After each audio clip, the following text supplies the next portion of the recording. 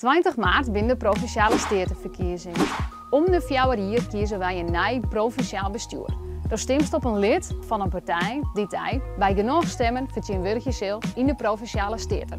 Ze is maar het parlement van Friesland. Het tal statenleden hing het af van het tal inwoners. Friesland had 43 statenleden. En zij hebben 3 wichtige taken. 1. Het onderwijzen van de deputaire staat. Sjoch, dit binnen ze op dit stuit. Deze mensen maken plannen en binnen verantwoordelijk voor de uitvoering daarvan. 2. De statenleden controleren of de deputairen wel haar werk goed doen. Ze stemmen voor plannen of tegen plannen of zwaren je dat er nog wat onverroerend. En 3. Ze kiezen de leden van de Eerste Kamer aan die op haar beurt weer de Tweede Kamer controleren. Maar waar gaat de provincie over en wat hast te kiezen? De provincie gaat bij gelijks over de onlist van nieuwe provinciale dieken. Denk op de centrale as, maar ook even bij zit in het takenpakket van de provincie. Mat er bij gelijks een snellere trein komen van de Ronestad naar Friesland. De provincie gaat ook over de inrichting van het landschap. Waar komen we wonen te staan?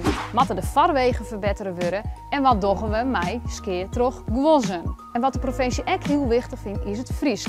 Ze zetten haar bod in voor het behoort en het versterking van het Friesk.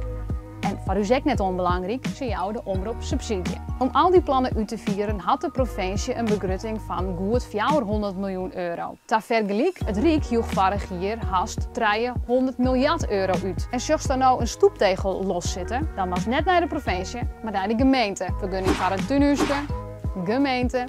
En ik die rietliers en die paspoort helst bij de gemeente en net bij de provincie. 20 maart, stemmen.